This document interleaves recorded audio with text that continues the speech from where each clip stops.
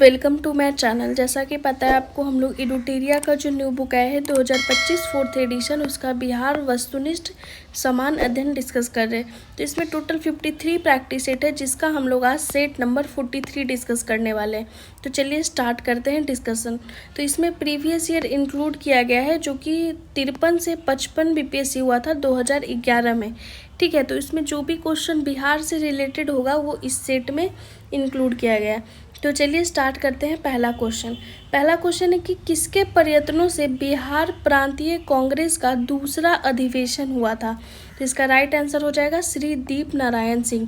तो इन्हीं के प्रयत्नों से बिहार प्रांतीय कांग्रेस का दूसरा अधिवेशन हुआ था। ठीक है, तो ये क्वेश्चन रिपीट हुआ है रिसेंटली भी बीपीएससी में, तो इम्पॉर्टेंट हो जाता है। नेक्स्ट है आपका दूसरा नंबर क्वेश्चन कि भारतीय राष्ट्रीय कांग्रेस का 27वां अधिवेशन किस स्थान पर हुआ। तो जो 27वें नंबर का अधिवेशन है वो पटना में ही हुआ था। ठीक है, तो ऑप्शन में पटना दिया हुआ है, लेकिन पटना के बांकीपुर में ये अधिवेशन रखा गया था। तो राइट आंसर यहाँ पे हो जाएगा बांकीपुर। और बांकीपुर कहाँ है, तो ये पटना में ही है। ठीक है, तो यहाँ पे बांकीपुर पटना में 27वां अधिवेशन हुआ था इंडियन नेशनल कांग्रेस का। नेक्स्ट है कि हजारीबाग में बिहारी स्टूडेंट कॉन्फ्रेंस का 16वां अधिवेशन हुआ, यानी कि जो 16 नंबर का अधिवेशन है बिहारी स्टूडेंट कॉन्फ्रेंस का, वो कहाँ हुआ था, हजारीबाग में हुआ था। लेकिन क्वेश्चन पूछा है कि कब हुआ था, तो इसका राइट आंसर हो जाएगा 1921 में हुआ था।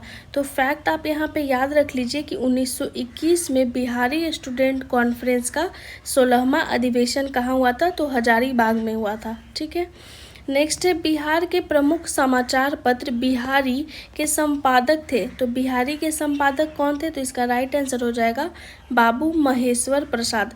Right answer option number D हो जाएगा, बाबू महेश्वर प्रसाद बिहारी के संपादक थे। नेक्स्ट है आपका कि राजकुमार शुक्ल किस गांव के निवासी थे। तो राजकुमार शुक्ल के जो गांव का नाम था वो था मुरली भरहवा। तो ये मुरली भरहवा के निवासी थे। तो राइट आंसर हो जाएगा ऑप्शन नंबर ए। नेक्स्ट है कि श्री निवारण चंद्र दास गुप्ता थे। तो पूछा है कि ये कहाँ से थे, तो इसका राइट आंसर हो जाएगा पुरुलिया से थे। तो 2011 में जो क्वेश्चन फ्रेम हुआ होगा वो उस टाइम के रिलेवेंस में फ्रेम हुआ होगा। ठीक है, तो लेकिन जो फैक्चुअल क्वेश्चन है वो अभी भी रेलेवेंट है। तो आपको जो फैक्ट है वो एकदम याद कर लेना है, ताकि अभी भी अगर ये क्वेश्चन पूछा जाए तो आप अच्छे से जवाब दे पाइए। नेक्स्ट है कि कुंवर सिंह राजा थे। तो कुंवर सिंह कहाँ के राजा थे, तो जगदीशपुर के राजा थे। कुंवर सिंह से जो क्वेश्चन है वो अभी भी फ्रेम होता है। ठीक है, तो कुंवर सिंह इंपॉर्टेंट है, 1857 में इनका बहुत ही इंपॉर्टेंट रोल रहा है। नेक्स्ट है 8वां नंबर क्वेश्चन कि लॉर्ड सिन्हा ने 1921 में कहाँ के गवर्नर पद से त्यागपत्र दिया था। तो ये बिहार उड़ीसा के गवर्नर थे और 1921 में त्यागपत्र दे दिए थे गवर्नर पद से।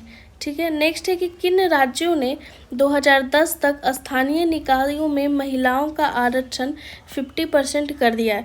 तो 2011 में ये एग्ज़ाम हुआ होगा, तो उस समय का करंट अफेयर्स होगा, तो उससे रिलेट करके क्वेश्चन पूछा गया था।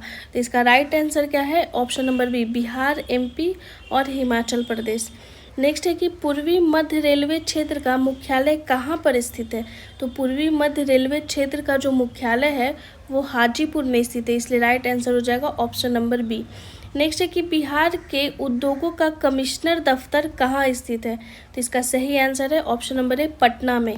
बिहार के जो भी उद्योग हैं उनका कमिश्नर दफ्तर कहाँ है, तो वो पटना में है। नेक्स्ट है कि उत्तर बिहार किसके लिए प्रसिद्ध है। तो उत्तर बिहार में हमेशा बाढ़ आते रहता है, तो इसलिए राइट आंसर हो जाएगा ऑप्शन नंबर सी, बाढ़ के लिए बहुत फेमस है उत्तर बिहार।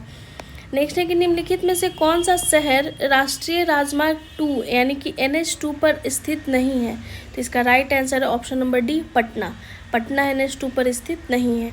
नेक्स्ट है आपका 14 नंबर क्वेश्चन कि पटना अंतर्राष्ट्रीय हवाई अड्डा निम्नलिखित में से सीधे जुड़ा हुआ है।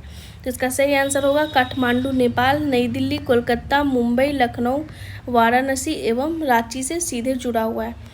नेक्स्ट है कि बिहार में निम्नलिखित के द्वारा विमान सेवाएं उपलब्ध कराई जाती हैं।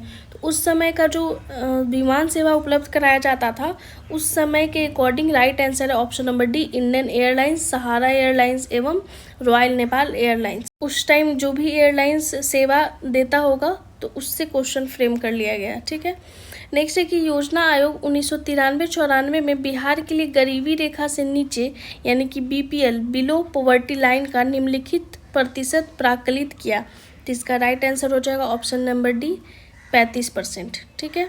नेक्स्ट है बिहार में यद्यपि जमींदारी सांविधिक रूप से 1952 में हटा दी गई थी, तथापि भू नियंत्रण का सामाजिक आधार निम्नलिखित के हाथों में रह गया। तो उस समय का जो राइट आंसर दिया था BPSC वो था प्रधान जाति के हिंदू। ठीक है। नेक्स्ट है बिहार राज्य विभाजन पूर्व यानी कि जब झारखंड से नहीं बटा था तो कितने औद्योगिक क्षेत्र विकास प्राधिकरण थे। तो इसका राइट आंसर दिया है 6 यानी कि आदित्यपुर, बोकारो, पटना, रांची, दरभंगा एवं मुजफ्फरपुर, जब बिहार झारखंड से अलग नहीं हुआ था। ठीक है।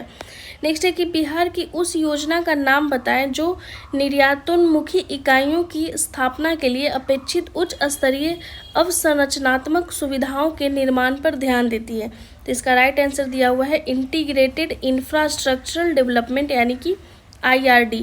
तो टोटल इसमें जो क्वेश्चन पूछा गया था, टोटल 19 क्वेश्चन पूछा गया था सेट 43 में, जो कि एग्ज़ाम 53वीं से लेकर जो 55वीं BPSC जो 2011 में हुआ था उसका क्वेश्चन है।